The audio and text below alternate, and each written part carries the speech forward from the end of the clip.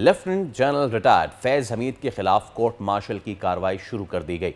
ISPR के मुताबिक अगले मरहले में बाज़ाब्ता तौर पर चार्जशीट कर दिया गया है। फैज़ हमीद सियासी सरगर्मियों में मुलव्विस रहे। फैज़ हमीद ने ऑफिशियल सीक्रेट एक्ट की खिलाफ वर्जियाँ की, तशद्दुद और बदअमनी और 9 मई से जुड़े वाक़यात भी शामिल तफ्तीश कर दिए गए। दूसरी जानिब इस अहम फैसले के बाद सियासी बयानात और अहम शख्सियात के तासुरात भी सामने आ रहे हैं।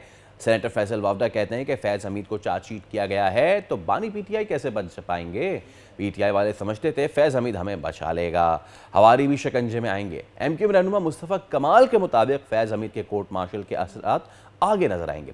सेनेटर तलाल चौधरी के मुताबिक मुल्क को अपने मकासद के लिए इस्तेमाल करने की कोशिश की गई थी। इसी पे बात कर लेते हैं। हमारे साथ मौजूद हैं दिफाई तज़कियाकार ब्रिगेडियर रिटायर्ड वक़ार हसन साहब।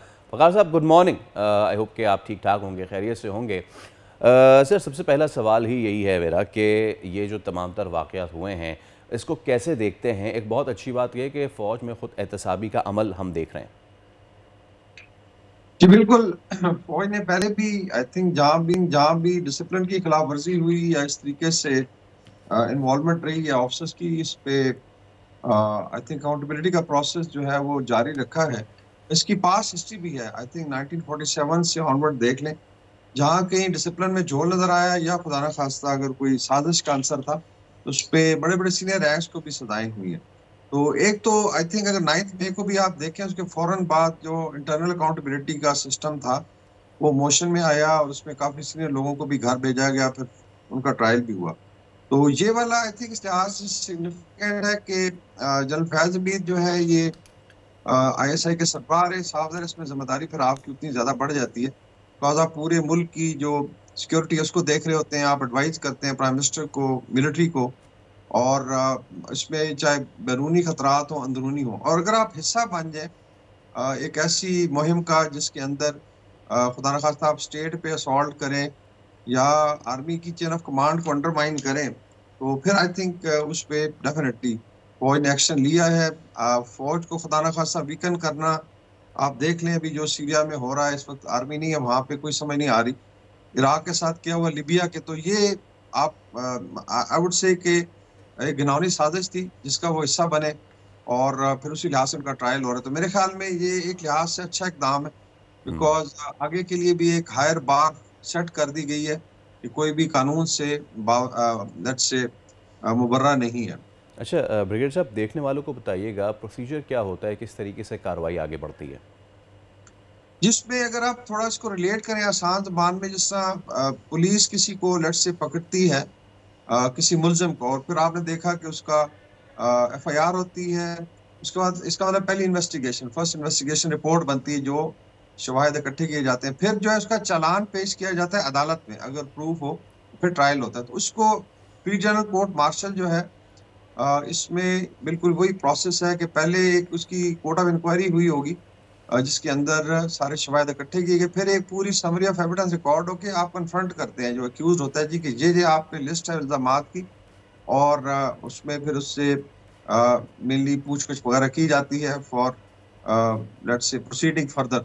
और कोर्ट मार्शल की जो प्रोसेस है उसमें जिस तरह एक आम कोर्ट होती है उसी तरीके से, सिर्फ ये है कि इसमें फ़र्क है कि इसमें डिलेज नहीं होते। इसमें जो कोर्ट है वो डे टू डे बेसिस पे बैठती है और इसको एक टाइम बार तरीके से डिस्पोज ऑफ किया जाता है।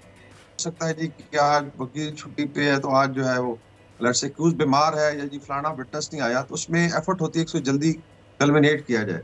फिर उसके बाद इसका मरहला आता है पनिशमेंट की अनाउंसमेंट का, और फिर एक अपील का प्रोसेस है। अगर और इसके अंदर जो है एक्यूज जो है उसको पूरे आई थिंक वही हकूक हैं जो आपको किसी भी कोर्ट में होते हैं। इसके अंदर आप रख सकते हैं अपना वकील और टीम ऑफ काउंसलर्स आप रख सकते हैं, आप डिफेंड कर सकते हैं, तो उनको पूरा मौका दिया जाता है। लेकिन मेरे ख्याल में इस केस में काफी इररिफ्यूटेबल एविडेंस है, वरना फौज कभी भी आई थिंक अपने एक्स DG ISI को इस तरीके से चार्ज ना करती अनलेस के एक ऐसे सबूत है, और उन पे मल्टीपल चार्जेस हैं। अगर आप देखें इसमें सियासत में इन्वॉल्वमेंट है, फिर 9 मई के साथ कनेक्शन है, इसका मतलब है असॉल्ट ऑन द स्टेट है, फिर उनका एक नेटवर्क था जो ऑपरेट कर रहा था PTI की लीडरशिप के साथ मिलके, तो ultimate.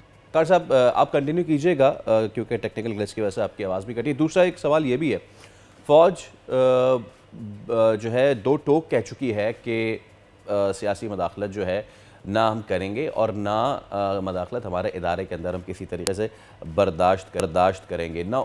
In lieu of this बयान कितना ज़्यादा इम्पॉर्टेंट है ये पूरी कार्रवाई, और न सिर्फ इदारे ने पूरी कौम को एक पैगाम दिया है कि वो सेल्फ अकाउंटेबिलिटी की तरफ जा रहे हैं, बल्कि विद इन द इंस्टीट्यूशन भी ये चीज़ बड़ी क्लियर और वाज़े कर दी है कि जो हमारा प्राइम फोकस है that is the security of the country and nothing else than that. तो इस तरह की अगर माजी में कुछ होता रहा है और मुस्तकबिल में कोई ऐसा फिर सोचे भी ना करने के लिए। जी बिल्कुल, मैंने बताया ना इसमें कंटिन्यूटी ऑफ पॉलिसी है। अगर आप हिस्ट्री में जाए पाकिस्तान की तो टाइम कॉन्स्पिरेसीज हुई हैं, लाइक पिंडी साजिश केस था, उसके बाद जनजा के खिलाफ एक जन तजम्मुल थे, उन्होंने एफर्ट की इस तरीके से, फिर एक एफर्ट की गई थी, जनरल ज़हीरुल इस्लाम वगैरह थे, उनके साथ एक ग्रुप था जिनकी एफिलिएशन शायद अलकायदा वगैरह के साथ थी। तो इसका मतलब है कि अगर फौज अपना तथहीर का अमल ना करे तो फिर ये फ्री फॉर ऑल हो जाता है, और इस तरह कोई भी फोर्स नहीं चल सकती, इसमें चाहे अमेरिकन आर्मी हो चाहे इंडियन आर्मी है, एक डिसिप्लिन रखा जाता है। तो उस लिहाज से फौज ने आई थिंक 9th में ऑनवर्ड एक तो अपना इंटरनल वो शुरू किया, उसके बाद ये high profile case is a big message, बड़ा पैगाम है, चाहे वो सर्विंग ऑफिसर्स हों, रिटायर्ड हों, कि अगर किसी का दिमाग में इस तरह का कोई फतूर है तो वो दूर होना चाहिए। क्योंकि आर्मी जो है, तमाम आर्मी चेन ऑफ कमांड पे काम करती है, चाहे वो अमेरिकन आर्मी है, और इवन इस्लाम में अगर आप देखें जो फौज की जब लश्कर भेजा था अमीर की इताअत फर्ज होती थी। हज़रत खालिद बिन वलीद का जिस तरह केस है कि उनको लड़ से रिमूव करके एज ए सिपाही भी वो लड़ते रहे, उन्होंने फिर कोई रेजिस्टेंस नहीं की थी बिकॉज उसमें अमीर का हुक्म था। इसीलिए जो डिसिप्लिन फोर्सेज हैं वो अपने काम जो है कुछ से अंजाम दे सकती है, वॉर टाइम में भी बड़ा ज़रूरी होता है। तो मेरे ख्याल में ये बड़ा ज़रूरी है कि कम्युनिकेट के। दूसरा जो है 9th में पे थोड़ा सा देखना चाहिए, बिकॉज 9th में इतना बड़ा इंसिडेंस हुआ, फौज ने तो अपना तथहीर का अमल भी किया, लोगों को अकाउंटेबल ठहराया, लेकिन समहाउ कोर्ट्स में जब ये चीज़ें गई तो लटकाया गया, उसमें लोगों ने भी सफ़र किया और मेरे ख्याल सिस्टम ने भी सफ़र किया, और फिर आपने देखा कि इस्लामाबाद पे चढ़ाई की गई, दोबारा एक नैरेटिव बनाया गया। तो मेरे ख्याल में एक तो ये चीज़ें स्टॉप होनी चाहिए, और दूसरा अगर ये जनरल फैज़ हमीद के FGCM में लिंक्स निकलते हैं सिविलियंस के साथ तो आई एम श्योर वो भी पाकिस्तान आर्मी एक्ट के तहत ही ट्रायल उनका किया जाएगा। अभी देखना है कि फर्दर क्या क्या एविडेंस जो है मजीद बरामद हुआ। साफ ज़ाहिर है वो अकेले तो नहीं कर रहे थे, मस्ट हैव। ठीक है, thank you so much brigadier retired Waqar, हमारे साथ आप मौजूद थे और जो इस वक्त बहुत बड़ी डेवलपमेंट हुई है मुल्क में उसके हवाले से अपने तजिए से हम आगाह कर रहे थे। सब्सक्राइब करें और बेल दबाएं ताकि कोई खबर रह न जाए।